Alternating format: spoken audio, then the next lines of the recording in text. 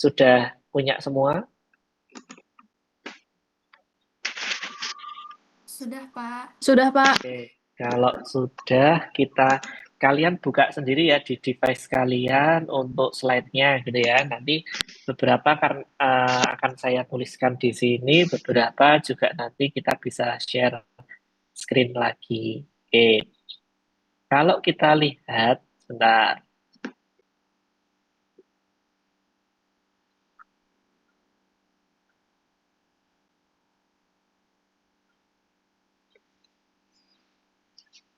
Sebentar.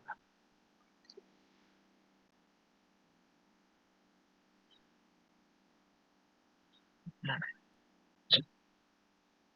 oke, kalau kita lihat hari ini sebenarnya kita akan membahas berbagai macam pertanyaan gitu ya. Mulai dari yang pertama, based on ini apa namanya artikel yang di sini akan ada 1, 2, 3, 4, 5, 6, 7, 8 dan 9 pertanyaan. Nah, kita akan bahas satu persatu. Hari ini sebenarnya ceritanya adalah kita ingin mengerti drug classification yang ada di Indonesia. Tapi sebelum kita tahu atau kita bahas drug classification di Indonesia, maka kita akan lihat dulu bagaimana klasifikasi yang ada di luar negeri, biar nanti kita bisa menjadi perbandingan, oh ternyata kalau di luar negeri seperti apa. Nah, bagaimana kemudian kita melihat drug classification di luar negeri? Nah, ini ada satu artikel yang menarik dari Mbak, siapa namanya ini, Mbak Dongpon gitu ya. Nah, dari Mbak Dongpon ini kemudian dia akan melihat bagaimana drug classification yang ada di delapan eh, apa namanya, 8 negara. Nah, ini adalah artikelnya. Oke. Nah, kita mulai dari yang pertama adalah pertanyaan apa sih objektif atau apa namanya tujuan dari penelitian ini gitu ya, tujuan dari artikel ini. Nah, kalau adik-adik baca untuk artikel ilmiah seperti ini, maka adik-adik akan melihat berbagai macam apa namanya bentuk gitu ya. Nah, kalau yang ini adalah artikel review sebenarnya. Oke, saya belum bisa berbagi sebentar.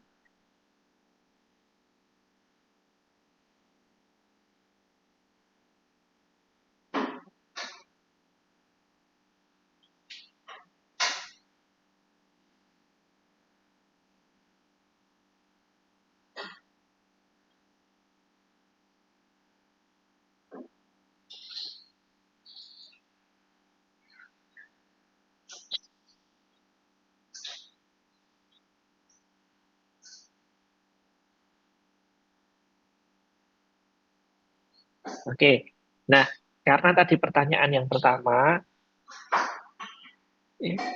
sebentar.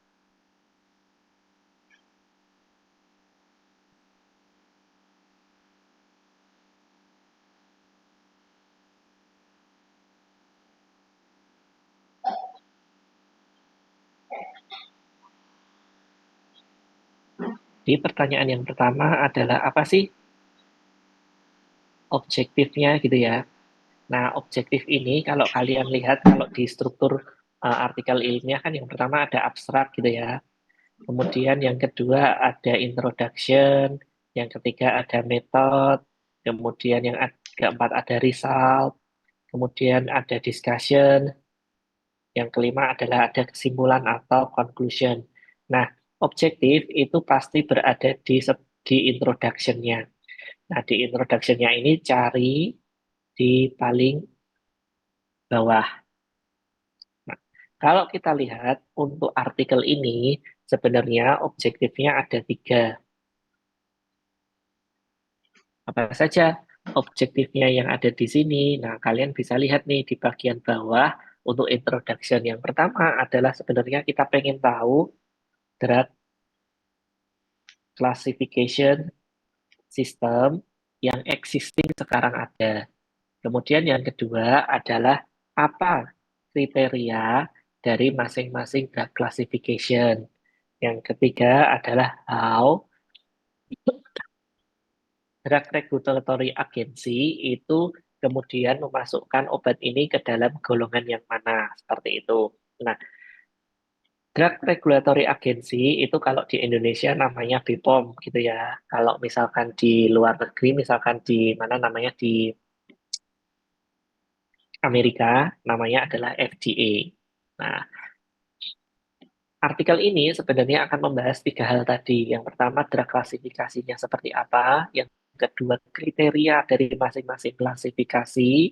Dan yang ketiga adalah bagaimana uh, drug regulatory agency akan kemudian membagi mengelompok-kelompokkan tadi. Nah, kita bisa lihat di sini.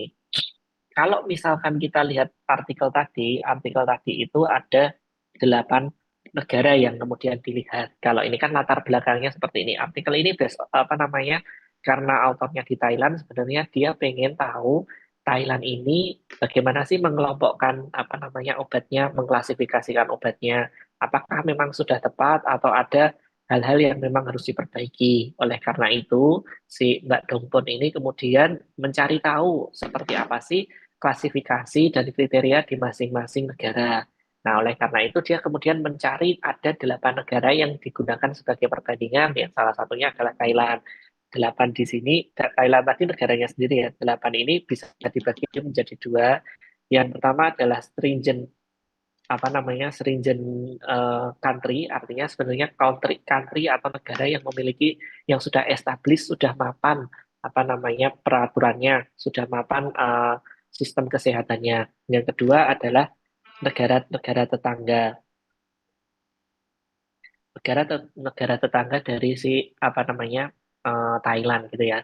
Siapa stringent di sini? Kita bisa lihat di sini ada US, ada UK, kemudian ada Kanada, ada Singapura, ada Jepang. Nah, yang lainnya adalah negara-negara tetangganya, dimulai dari Filipina, Malaysia, dan Thailand itu sendiri. Nah, jadi artikel ini tadi akan membahas bagaimana klasifikasi di 8 negara tadi, bagaimana kriterianya, dan bagaimana kemudian Drug Regulatory Agency akan mengelompokkannya. Oke ya, nomor satu jawabannya itu gitu ya. Kalau biasanya kalau di kelas kita bisa diskusikan, kalian bisa menyampaikan pendapat, tapi kayaknya kalau online langsung saya kasih ininya aja ya, kuncinya aja, kasih discussionnya aja. Oke, kemudian yang kedua, pertanyaannya adalah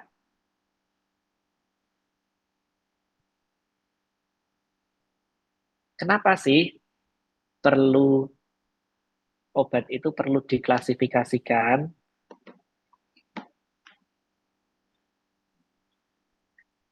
dan apa implikasinya? Ini kan ya.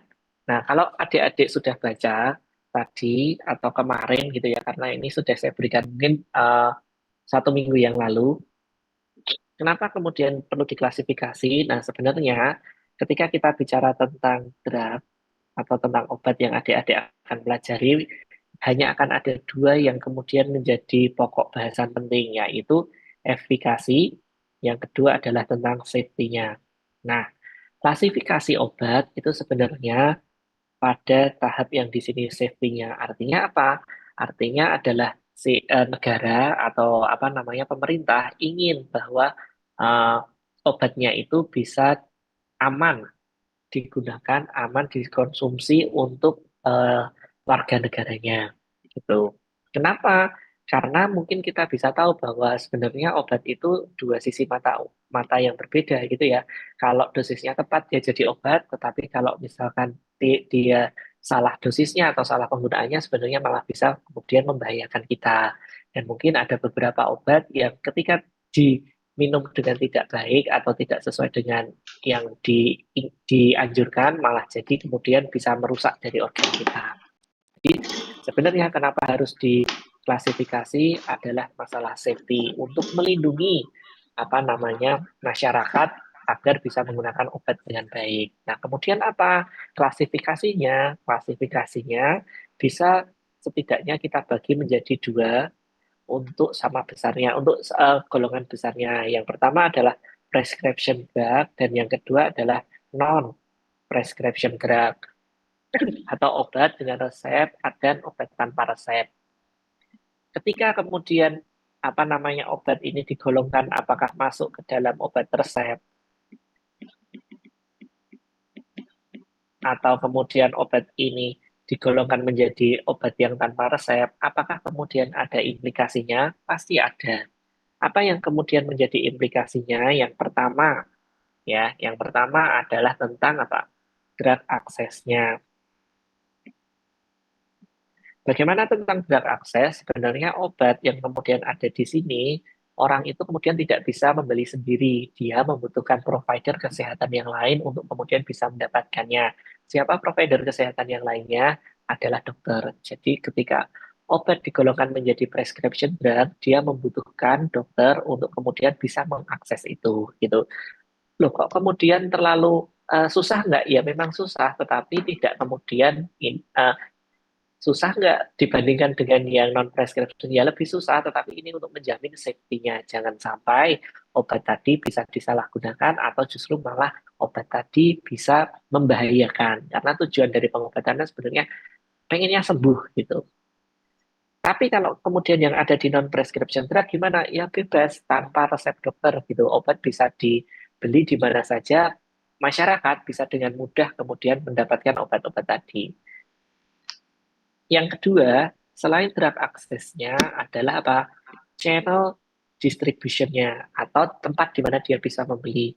Kalau yang ada di prescription drug di sini, mungkin dia akan hanya akan didapatkan misalkan di apotek, kemudian di rumah sakit ataupun di klinik gitu ya. Tetapi kalau yang non prescription drug, adik bisa lihat bahwa berbagai macam obat bisa didapatkan mungkin di swalayan, di warung, di mana itu boleh dijual bebas ketika dia bukan non prescription drug. Meskipun mungkin saat ini terjadi pembatasan obat-obat yang masuk golongan tertentu itu tidak bisa diedarkan secara umum di yang bukan Fasiankes gitu. Kemudian yang ketiga, apakah kemudian apa namanya implikasinya apa? Setidaknya ada di drug advertisingnya, yaitu apa namanya iklannya, gitu ya. Obat dengan resep itu pada umumnya tidak boleh diiklankan kepada masyarakat umum. Kenapa? Ya karena memang sebetulnya penentu dia mau pakai atau tidak itu bukan masyarakat umum, bukan layperson, tetapi apa namanya provider kesehatan. Tapi berbeda dengan non-prescription drug, adik-adik akan bisa lihat berbagai macam iklan obat, baik itu yang ada di mana namanya radio, mungkin di TV ataupun di tempat yang lainnya. Intinya adalah ketika dia sudah masuk ke dalam prescription atau non-prescription drug, maka di situ akan muncul advertising-nya boleh atau tidak. Di Indonesia sendiri untuk advertising untuk obat-obat resep sebenarnya tidak boleh kalau langsung ke layperson, tetapi aturan kemudian membolehkan untuk prescription drug itu diiklankan di apa namanya seminar-seminar ilmiah atau yang kemudian yang apa namanya yang datang adalah tenaga kesehatan, provider kesehatan, apakah itu dokter atau apoteker itu nggak masalah gitu ya. Tetapi kalau yang apa namanya yang non prescription drug dia boleh nih diiklankan di mana saja. Kemudian karena mungkin tingkat pendidikan dan yang sosioekonomi yang ada di Indonesia sendiri, kemudian ini apa namanya tidak eh, ada kemudian peraturan yang lain bahwa si apa namanya tenaga kesehatan itu tidak boleh menjadi bintang iklan gitu. Itu ada di peraturan BPOM-nya. Oke, jadi untuk yang kedua ini, kenapa kemudian harus diklasifikasikan? Alasannya adalah alasan safety untuk melindungi masyarakatnya. Kemudian yang kedua adalah implikasinya apa ketika obat itu kemudian digolongkan menjadi obat yang resep atau non-resep, setidaknya ada tiga ini yang kemudian menjadi implikasinya. Bagaimana obat itu bisa didapatkan? Apakah langsung atau harus melalui perantara yang lain? Yang kedua, channel distribution-nya seperti apa? Kemudian drug advertisement-nya seperti apa? Umumnya obat-obat prescription drug itu nggak boleh diiklankan langsung ke layperson, meskipun mungkin nanti di US dia masih boleh gitu ya. Oke, sampai nomor 2 di sini bisa diterima di adik. Bisa, Pak. Bisa, Pak. Oke, jelas ya. Oke. Kemudian kita masuk ke yang ketiga. Kalau mau di screen capture silahkan ya kalau apa namanya orek-orekannya ya. Yang ketiga, kok merah? Yang ketiga adalah pertanyaannya tentang reclassification gitu ya. Nah, reclassification itu seperti apa? Oke, tadi kita kembali kepada klasifikasi obat gitu ya.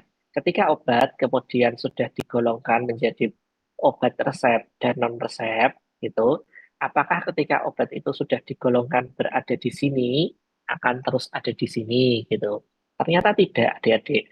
Dia bisa move down yang tadinya itu adalah dari prescription drug, dia bisa menjadi non-prescription drug, atau misalkan dari non-resep juga dia bisa naik ke sini. Intinya adalah proses dari klasifikasi obat itu bukan proses yang statis gitu ya. Dia adalah proses yang dinamis. Berdasarkan apa? Ya lagi-lagi berdasarkan profil dari safety-nya. Tuh. Ini yang kemudian menjadi titik tangkapnya. Nah, ada mungkin beberapa obat yang kemudian tadinya prescription drug, tetapi setelah post marketing surveillance, itu kita bisa tahu, oh ternyata aman-aman saja sih. Nah, ketika aman-aman saja, maka kemudian pemerintah kemudian bisa mempertimbangkan dia move down kepada non-prescription drug.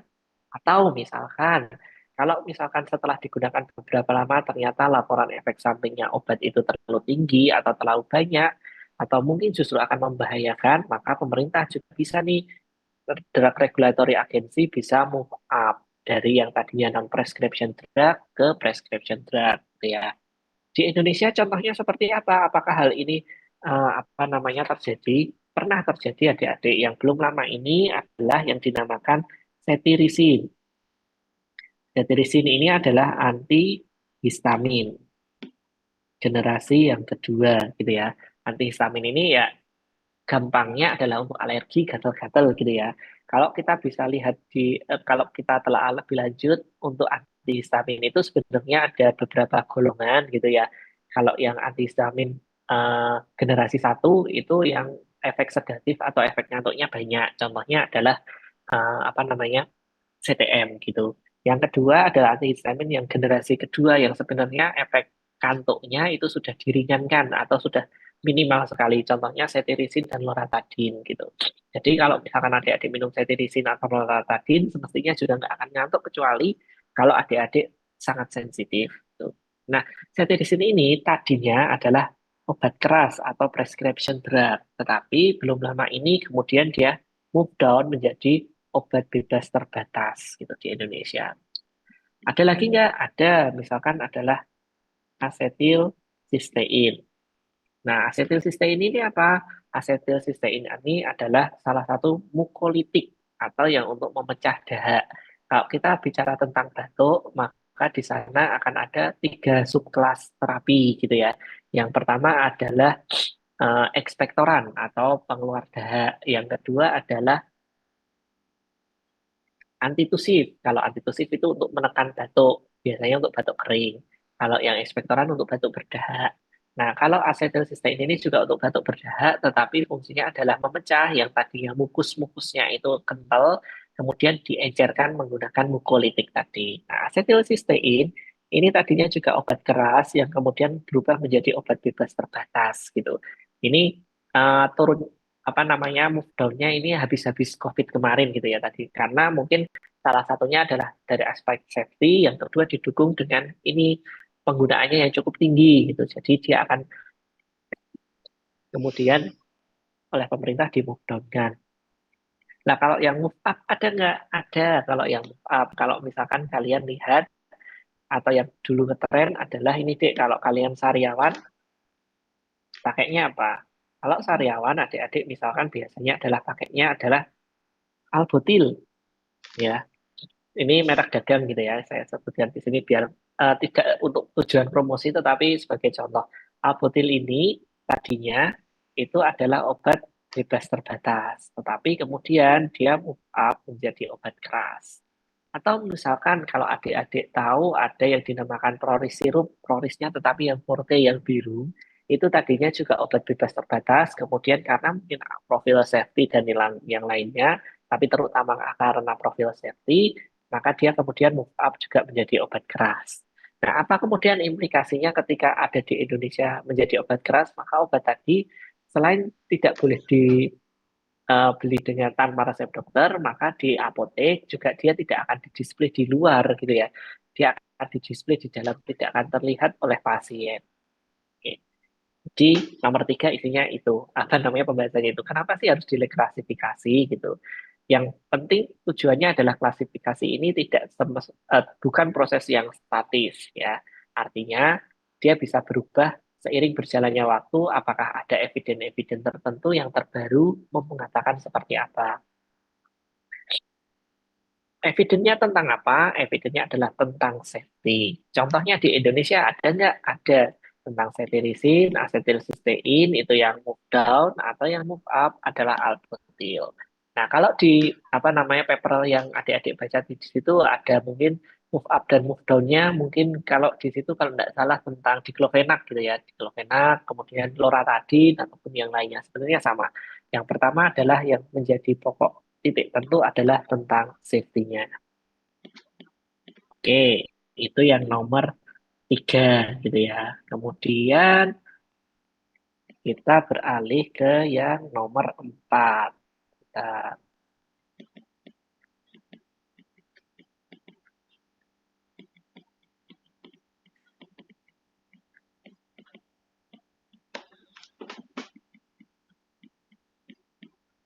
oke, yang nomor empat kita jawab di sini saja ya. Nomor empat itu adalah tentang ininya. Nah, jelaskan nih seperti apa yang ada di sini gitu ya. Nah, ini adik-adik bisa lihat bahwa dari ini cara bacanya gini deh. Ini dari 1 sampai 8 ini adalah negaranya gitu ya berdasarkan negaranya. Yang pertama ini dari US. US ini siapa yang menjadi drug regulatory agency-nya adalah US FDA.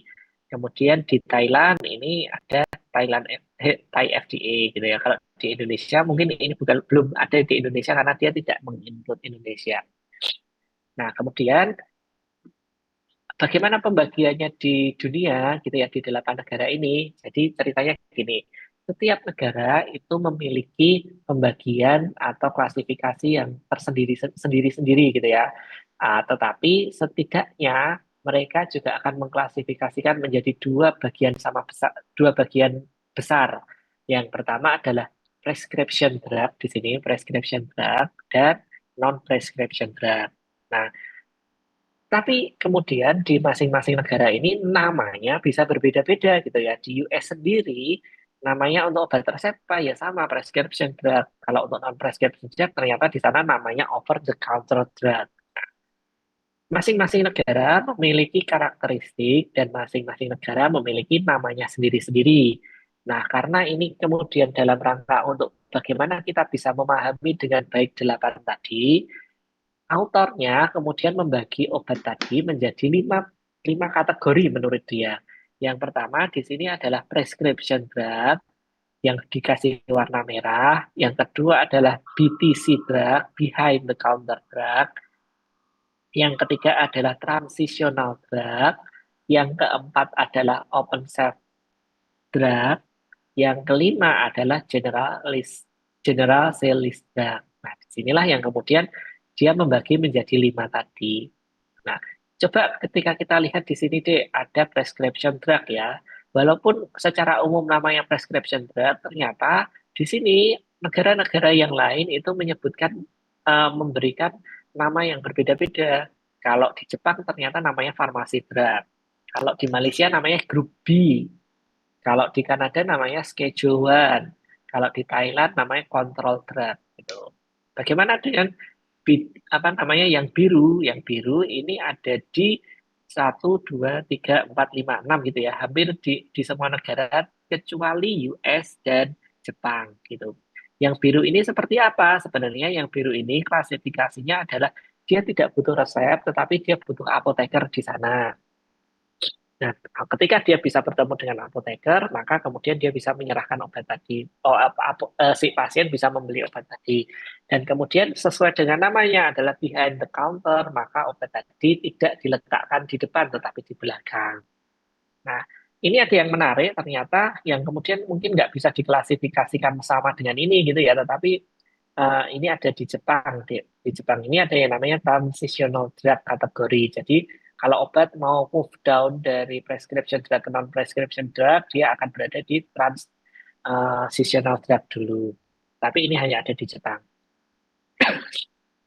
Kemudian yang nomor 3 dan nomor 4 di sini, yang OPS dan GSL ini perbedaannya hanya pada dia yang satu ini masih harus cuman ada di Fasiankes, fasilitas pelayanan kesehatan. Kalau yang ada di sini ini boleh didapatkan di mana saja gitu.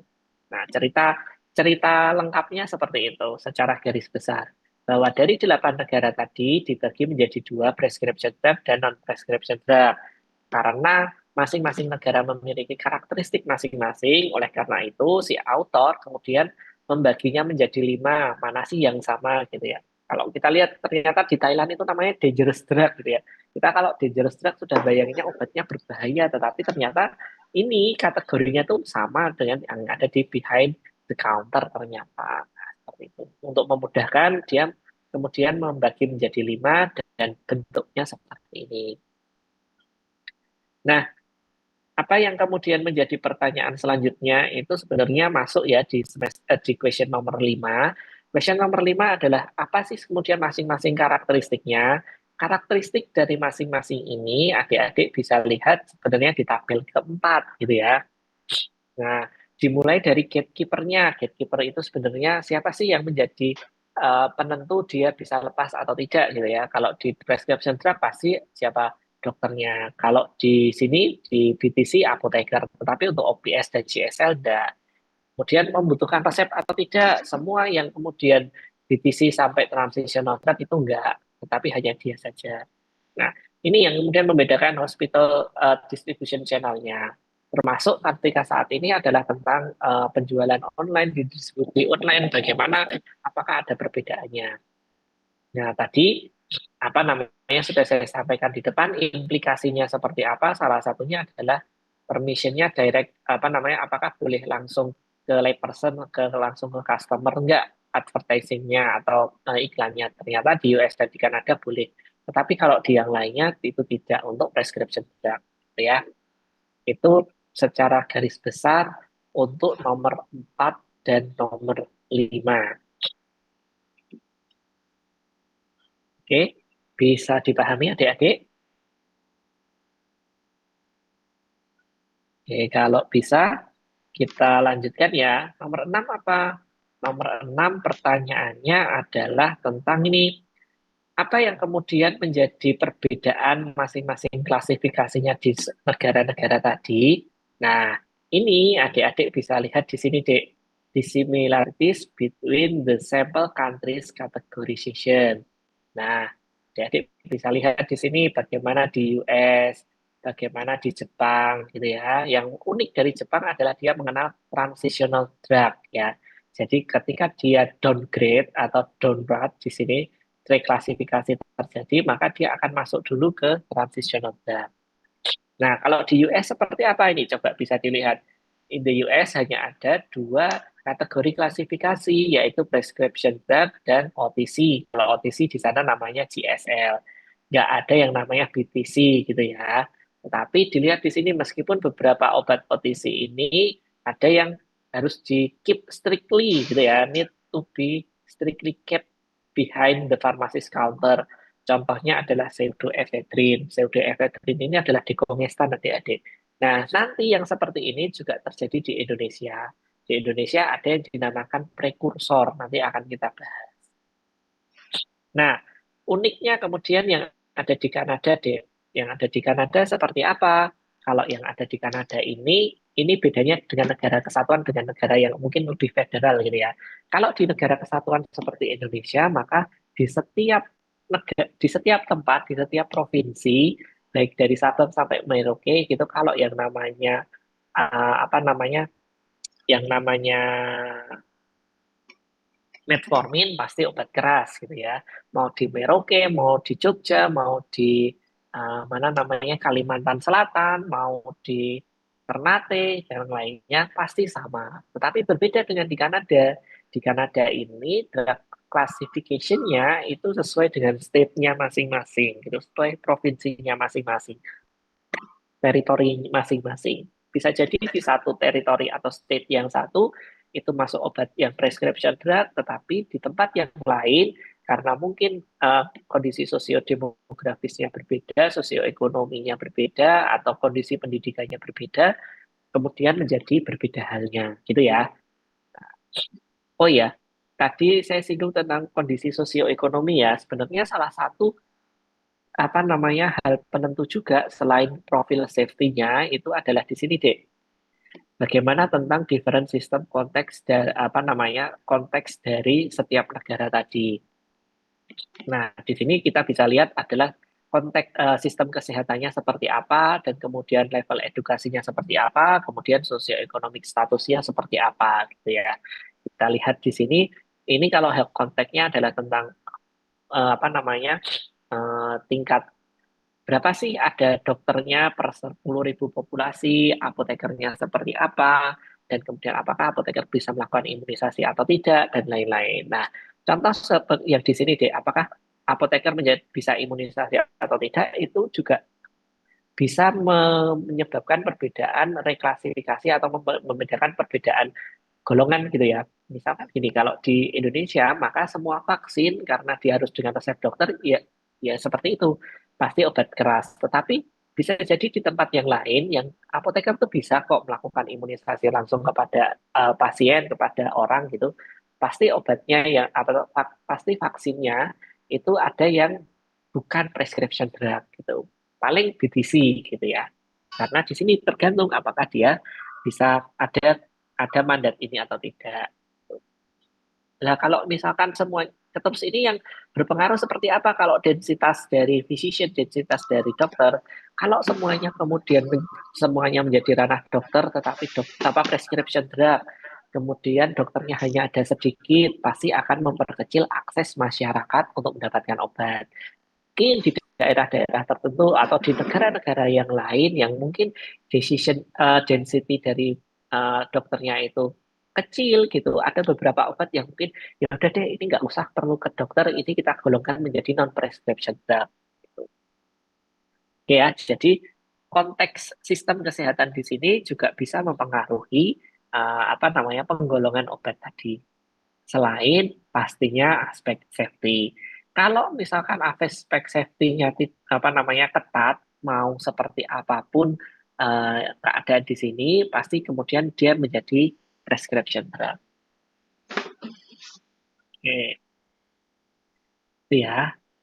Terus kita move ke sini. Apa yang kemudian menjadi drug classification kriteria? Kita sudah sampai di nomor 7. Oke, sebentar. Saya mau share lagi ininya, orek-orekan. Eh,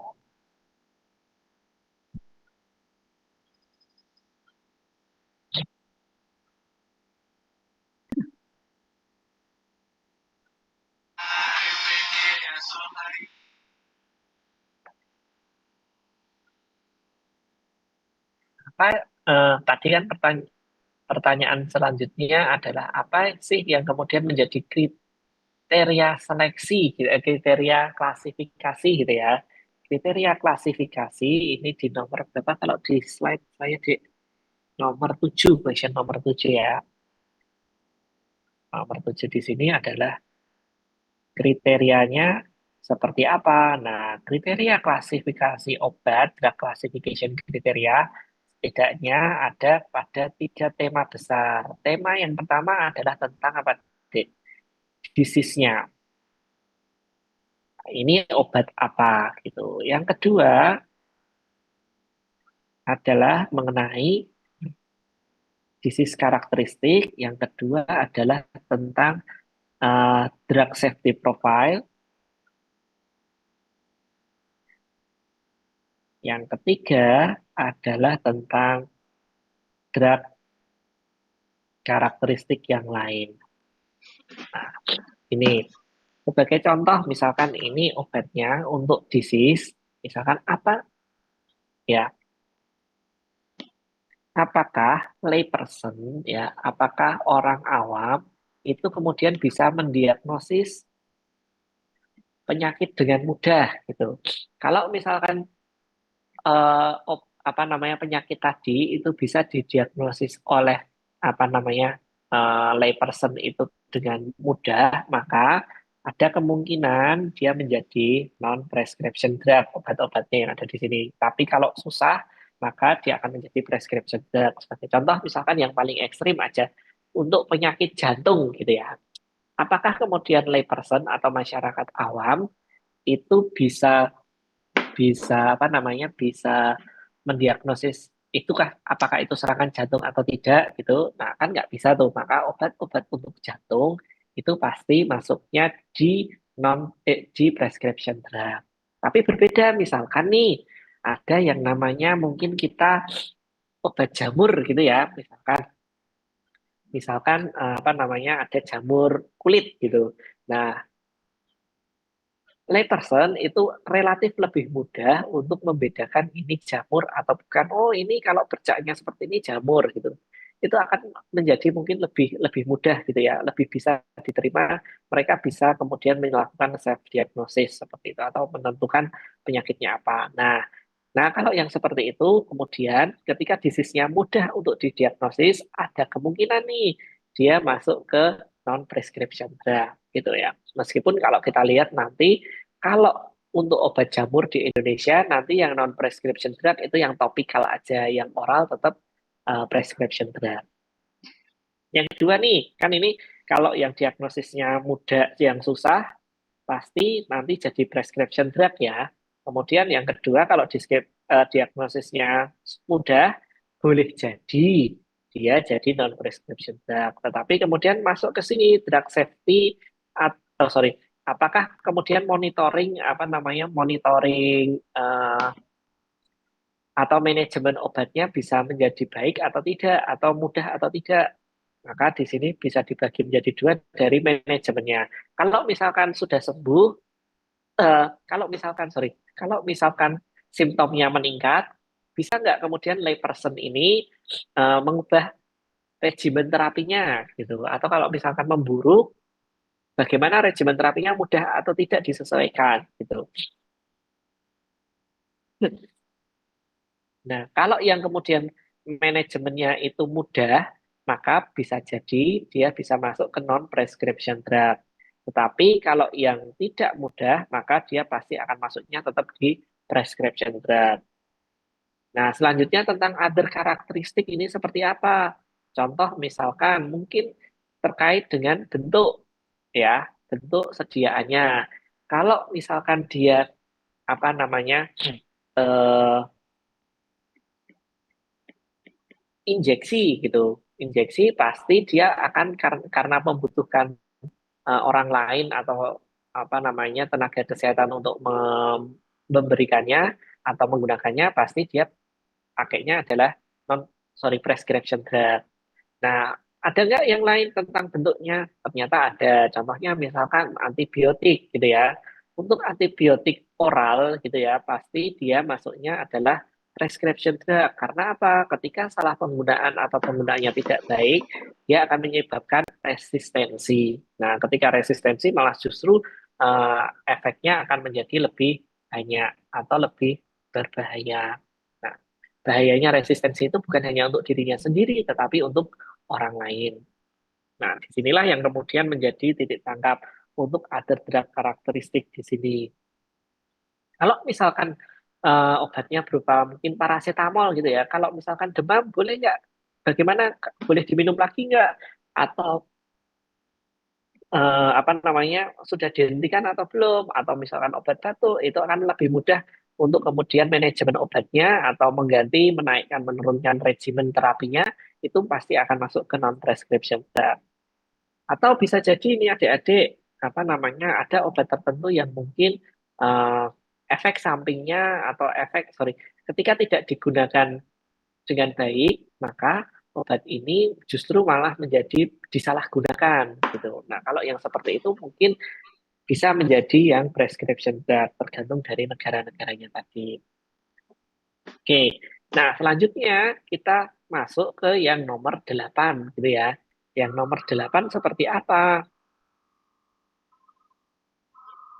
Yang nomor 8 adalah pertanyaannya, bagaimana klasifikasi itu, how is the classification organized untuk masing-masing indikasi ya. Contohnya adalah bagaimana untuk klasifikasi insomnia, bagaimana untuk klasifikasi dyslipidemia, atau bagaimana klasifikasi untuk alergi.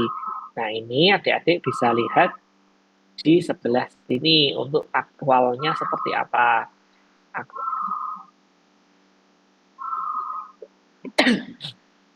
Contoh misalkan ini untuk insomnia ya, adik-adik bisa lihat di tabel 6. Ini obatnya mungkin ada 4 ini yang diambil oleh Mbak Dongpon sebagai sampel gitu ya. Kemudian kita lihat bagaimana di US, UK, Jepang, sampai dengan di Thailand. Oh, ternyata semuanya bagi yang punya, maka dia akan menggolongkan sebagai semuanya adalah prescription drug. Kenapa? Sebenarnya ini adalah obat-obat golongan psikotropik gitu ya. Obat-obat golongan psikotropik yang kalau tidak digunakan dengan semestinya bisa menyebabkan ketergantungan, ngefly, dan lain-lain gitu. Nah, terus kemudian tadi yang lainnya apa? Contoh misalkan untuk dislipidemia itu ya, dislipidemia itu tentang buat obat-obat yang terkait dengan lemak gitu ya. Ada simvastatin, atorvastatin sampai dengan fenobibrat gitu. Ternyata untuk US sampai dengan Kanada dia apa dek? Yang menjadikan ini adalah prescription, hanya di Thailand saja yang kemudian dia lebih longgar aturannya adalah behind the counter. Karena di sini semangatnya sebenarnya Thailand itu ketika seseorang kemudian memper mempermudah akses pengobatan gitu ya. Karena seperti ini, ketika kemudian kita melepas obat yang mungkin safety-nya mungkin oke gitu ya, relatif lebih oke, ketika kita lepas sebagai BPC gitu, ketemu sama masih ada gatekeeper-nya apoteker, diharapkan apa? Ketika dislipidemia misalkan kolesterolnya naik gitu, kemudian minum obat ini nggak perlu ke dokter gitu, akan lebih mudah aksesnya, maka apa? Yang akan terjadi nggak sampai perlu sakit gitu loh. Kalau sakit, sebenarnya yang akan terjadi adalah si apa namanya negara akan membayarkan apa namanya negara akan mengeluarkan uang yang lebih banyak lagi gitu ya karena dari sistem asuransinya mereka. Nah, oleh karena itu biar dia nggak sakit gitu ya. Kemudian salah satunya adalah dibisisikan gitu. Tapi di yang lainnya enggak gitu ya. Semangatnya masih prescription berat. Tapi untuk di Thailand sendiri semangatnya adalah membuka akses obat drug akses selebar-lebarnya gitu ya. Kita bisa lihat nih hipertensi juga gitu nih daripada nanti hipertensinya nggak diobati gitu karena malas ke dokter gitu jadi di BTC gitu ya biar dia dengan aksesibilitasnya menjadi lebih mudah. Nah ini kemudian tentang alergi gitu ya. Kalau alergi ini ada berbagai macam nih yang intinya ada beberapa obat yang kemudian di sebuah negara masuknya masih prescription drug, tetapi di negara yang lain dia sudah menjadi non prescription drug dengan berbagai kategorinya. Jadi disinilah kemudian secara faktual adik-adik bisa melihat bahwa mungkin di suatu negara ketika itu psikotropik ya sudah mau dimanapun dia akan prescription drug gitu ya. Tapi mungkin untuk yang lainnya, mungkin dari untuk obat hipertensi, dislipidemia, ataupun untuk obat alergi di sini berbagai macam berbeda-beda tergantung dari karakteristik sosioekonomi dan lain-lain dengan tidak mengabaikan aspek safety-nya ya, maka penggolongan obat ini akan menjadi berbeda-beda. Oke, oke ya. Nah, oke, apakah boleh scan QR presensi lagi? Boleh, Dek, tapi nanti ya setelah setelah ini selesai, nanti saya akan bukakan lagi. Oke. Nah, terakhir nih, nah, cepat kan? Nomor 9. Oke, nomor 9 ini kita kembali ke ini.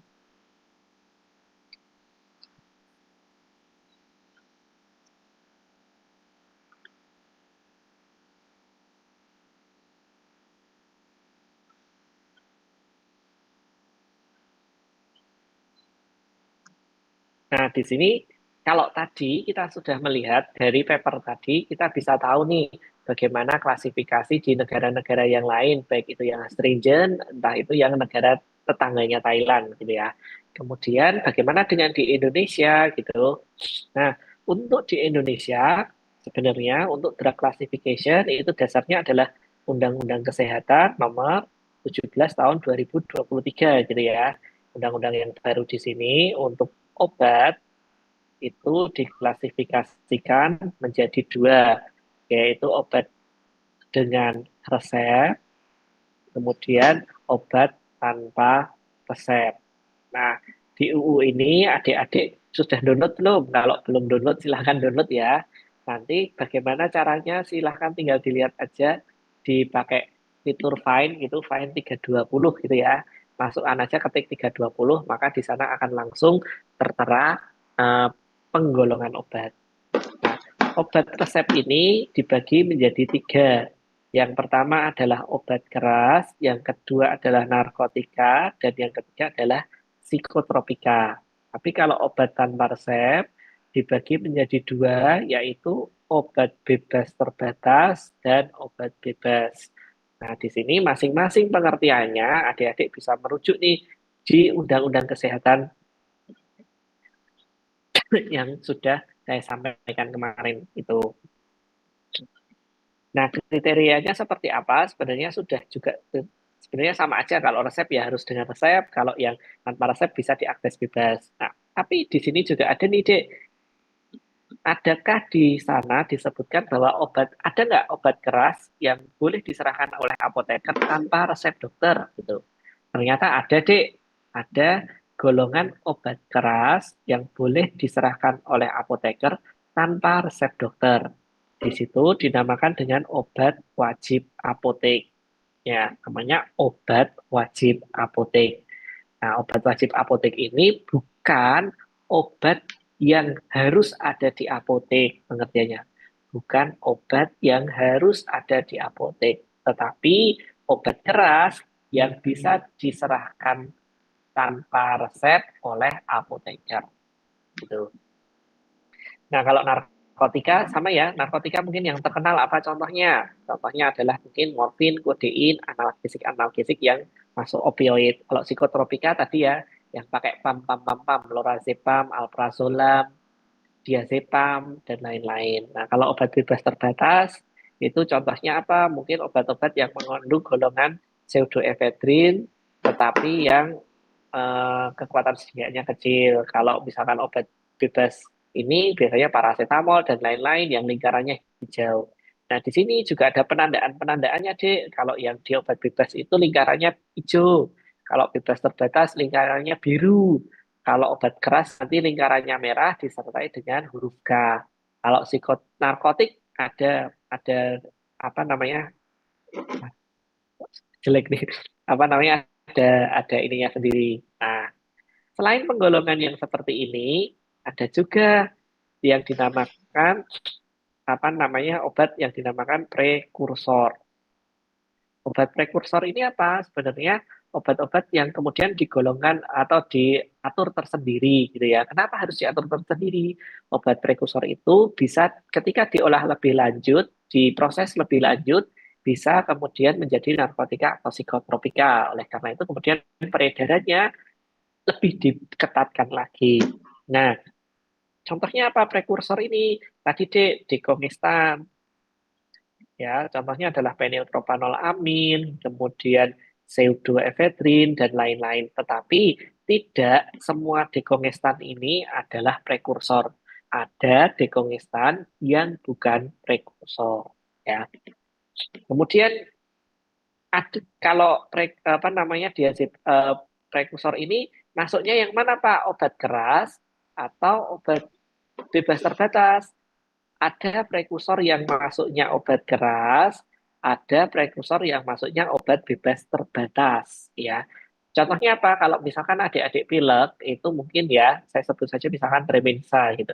Tremensa yang tablet, itu masuknya adalah obat keras, tapi kalau Tremensa yang, apa namanya, yang sirup, itu masuknya bebas terbatas. Bedanya di mana? Di kekuatan pseudoephedrinnya yang ada di obat keras ini dua kali lebih besar daripada yang ada di obat bebas terbatas gitu ya. Oke. Nah, kemudian ada yang namanya selain prekursor ada OOT, Dek. OOT ini singkatan dari obat-obat tertentu yang sering disalahgunakan. Contohnya adalah tramadol. Ya, tramadol ini bukan narkotik, bukan psikotropik, tetap sama-sama analgetik, tetapi bukan narkotik, bukan psikotropik. Ini bisa juga disalahgunakan untuk menteler gitu ya. Jadi kemudian diatur peredarannya secara lebih ketat. Terus kemudian ada nggak OOT yang masuk ke dalam obat bebas terbatas? Ada, contohnya adalah dextrometorphan. Dextrometorphan ini adalah antitusif gitu ya. Ini juga sering disalahgunakan gitu. Oleh karena itu saat ini pun di Indonesia tidak ada dextrometorphan tablet tunggal. Sedianya sudah tidak ada. Biasanya obat batuk batuk kering seperti ini akan dikombinasi dengan yang lain, entah dengan antihistamin, entah dengan pseudoephedrine, paracetamol dan lain-lain gitu ya. Biar untuk efek penyalahgunaannya menjadi lebih rendah lagi. Oke. Nah, ini untuk yang obat. Bagaimana dengan obat bahan alam? Obat bahan alam di sini juga ada, bisa dikategorikan menjadi setidaknya tiga. Yang pertama adalah jamu, yang kedua adalah obat herbal terstandar, dan yang ketiga adalah fitofarmaka. Nah, ini beda-beda masing-masing tergantung dari apa namanya bukti ilmiah yang mendasarinya, gitu ya. Adik-adik bisa lihat sendiri di sini.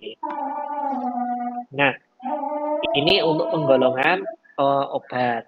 Ya, ada yang dinamakan obat gerak resep dengan tanpa resep, kemudian masing-masing dibagi menjadi seperti ini. Kemudian ada yang dinamakan OA, prekursor, dan OOT. Nah, mungkin adik-adik juga akan mendapatkan, oh, kalau obat generik sama itu masuknya kemana gitu ya. Nah, kalau obat generik, itu beda lagi nih, Dek. Ketika kita bicara tentang generik, maka ada yang dinamakan obat generik. Ada yang disebut obat paten. Ada yang dinamakan mungkin branded generic. Apakah semua yang pakai merek dagang itu selalu paten? Tidak. Yang dinamakan di sini obat paten adalah obat yang masih dalam masa paten. Artinya apa?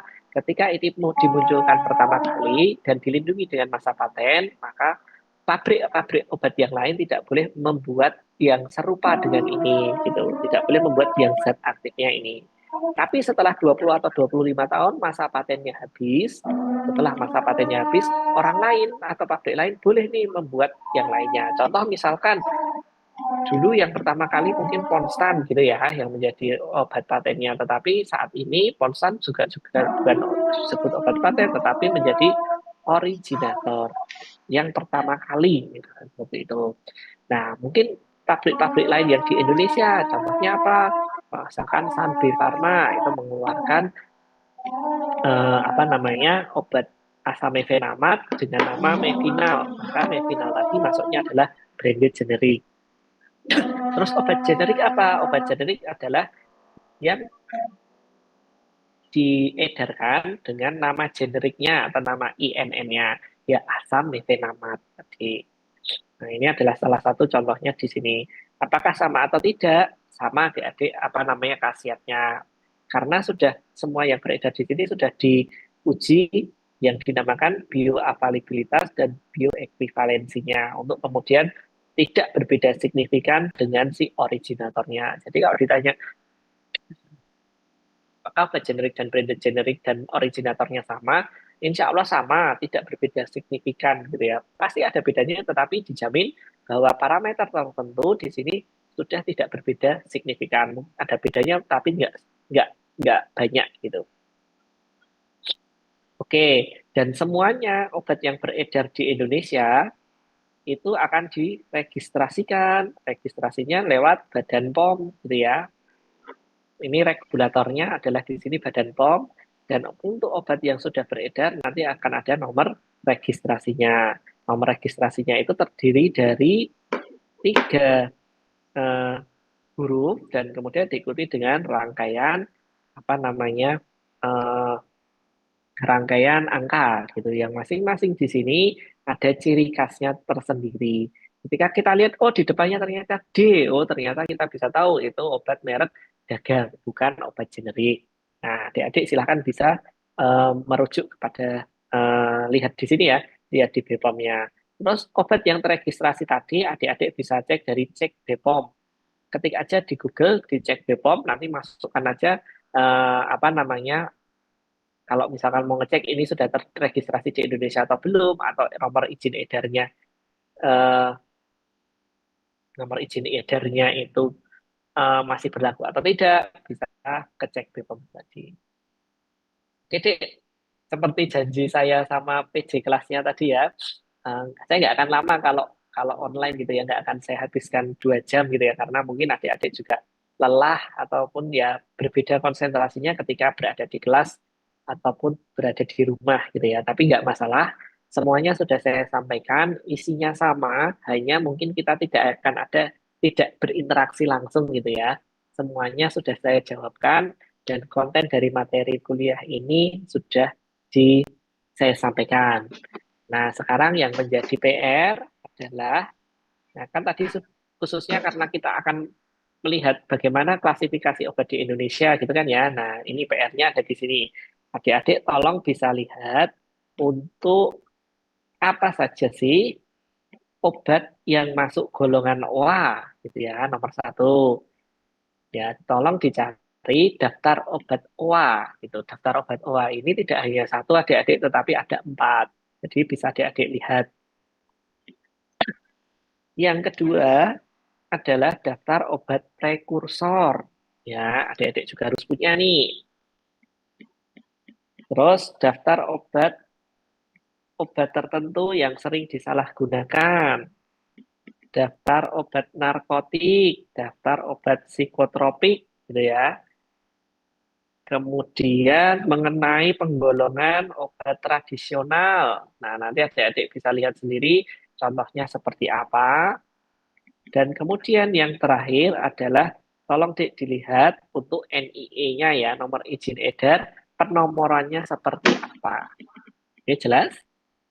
Nah, mungkin nanti ujiannya saya akan lebih banyak ke sini gitu ya, karena saya nggak akan mungkin tanya adik-adik kayak yang kemarin di pertemuan yang pertama, siapa sih yang kemudian memunculkan apoteker menjadi profesi yang pertama gitu, ada siapa Frederick II gitu kan, nggak mungkin di sana ya, tetapi saya akan lebih kemudian ke drug classification-nya di sini saja. Ini masuknya mana nih? Kalau di Indonesia masuk OA atau bukan?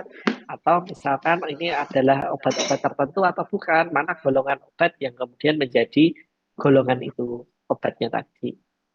Oke, adik-adik, ada yang mau ditanyakan dulu?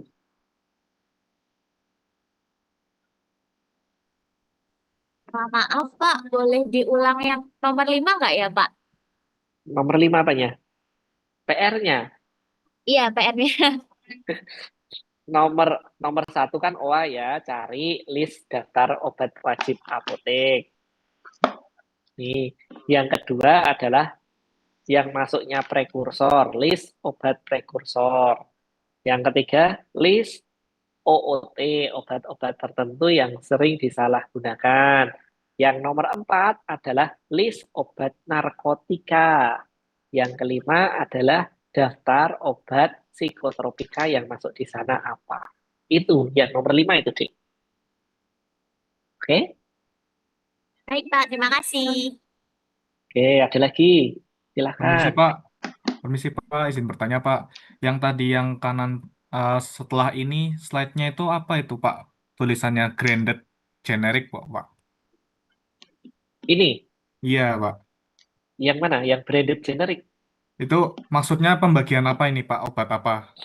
Oh, ini itu gini deh ceritanya. Kalau kalau golongan obat di Indonesia kan kayak gini ya. Ini golongan obat di Indonesia.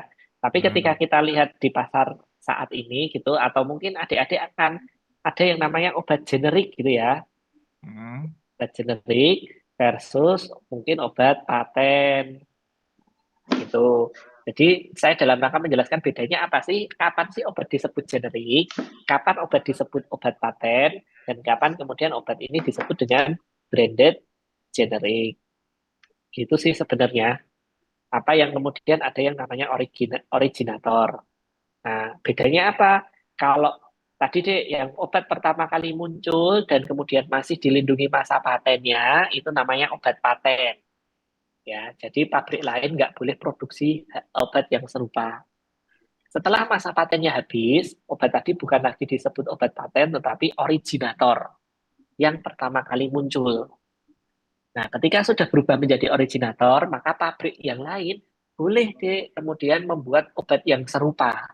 Misalkan atorvastatin tadinya masih dilindungi kan, kemudian dilindungi masa paten, tetapi kemudian sudah enggak saat ini. Nah, kemudian eh, pabrik-pabrik lain membuat obat yang lain tadi. Nah, mereka, pabrik-pabrik obat yang lain ini, ada dua hal yang bisa dilakukan. Dijual, dipasarkan dengan nama kimianya, atau dijual tetapi dikasih merek. Yang dijual dengan nama kimianya tidak dikasih merek, namanya obat generik. Kalau obat yang kemudian dikasih brand, dikasih nama, itu dikasih merek, namanya branded generic. Itu aja sih.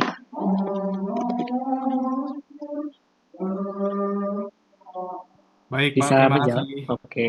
Oke. Ada lagi? Untuk jenis klasifikasi obatnya minimal berapa, Pak? Maksudnya? Kan kata Bapak kan macam-macam obat tuh klasifikasinya banyak, ada paten, ada ini. Itu tuh minimal berapa? Kok minimal berapa? Sebentar. Nah, itu Ini kan ada OA, ada apa list itu? obatnya tadi. Iya, Ah. itu Oh, minimal ini berapa gini deh. ininya? Sistem eh, gini. Ini tuh bukan PR yang harus dikumpulkan, gitu ya. Saya nggak akan minta kalian untuk kemudian mengumpulkan minimal berapa tuh enggak, gitu. Terserah kalian, gitu ya. Yang jelas, setidaknya adik-adik punya nih daftar obat OA, gitu. Jadi kalau misalkan besok ditanyain, ini masuk obat keras bukan? Ya, mungkin. Terus kemudian, tapi masuk OA enggak, gitu. Jadi kalian harus bisa paham, ini itu obatnya masuk golongan apa, gitu. Kalau untuk PR-nya sih maksudnya nggak kan dikumpulkan terus minimal berapa tuh nggak gitu ya. Jadi nanti ada di sini. Kalau OOT itu kayaknya cuma 6 atau 7 item aja nggak banyak kok di sini. Tapi kalau prekursor mungkin sekitar 30-an gitu. Nggak perlu dihafal semua gitu ya. Hanya cukup adik-adik paham dan tahu, oh ini tuh masuknya golongannya ini gitu. Gitu ya, Dek Raka ya. Siap, Pak. Terima kasih. Ada lagi.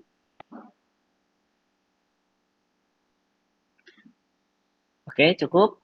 Oke ya, kalau cukup, eh, kayaknya sudah ini ya. Jadi tadi hari ini sebenarnya kita sudah membahas the classification system gitu ya. Sebelum kita masuk yang ada di Indonesia, kita lihat dulu tadi beberapa negara yang ada di dunia, ada 8 negara tadi. Kemudian kita juga sudah menentukan kenapa harus diklasifikasikan.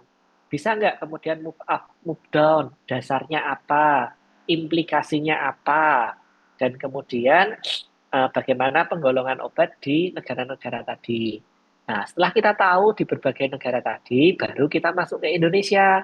Di Indonesia dasarnya apa? Dasarnya adalah Undang-Undang Kesehatan yang baru yang tahun 2023, yang secara umum sebenarnya sama dengan tren di dunia membagi dua besar, prescription drug dan non-prescription drug, yang dimana di situ masing-masing juga sudah ada subkelasnya sendiri. Ada obat keras, narkotika, psikotropik, bebas terbatas, dan obat bebas. Nah, tetapi kemudian ada aturan lain yang menyertai dari undang-undang tadi. Ternyata obat tadi tidak hanya sekedar digolongkan, oh ini obat bebas terbatas, tetapi ada yang menyatakan, oh ini masuk golongan prekursor. Karena apa? Harus hati-hati. Peredarannya harus diperhatikan kembali karena ketika diolah lebih lanjut bisa menjadi narkotika atau psikotropika. Oh ternyata ada obat yang sering disalahgunakan, gitu ya, namanya OOT, obat-obat tertentu yang sering disalahgunakan. Apa saja obatnya? Nah itu ada listnya juga. Ternyata ada yang berupa obat keras, ada yang obat bebas terbatas. Nah, mungkin itu saja yang bisa saya sampaikan adik-adik. Semoga bermanfaat ya. Kita semoga besok minggu depan sudah bisa kembali offline, jadi bisa bertatap muka kembali. Oke, sebelum saya tutup dulu. Assalamualaikum warahmatullahi wabarakatuh. Terima kasih atas perhatiannya. Bagi yang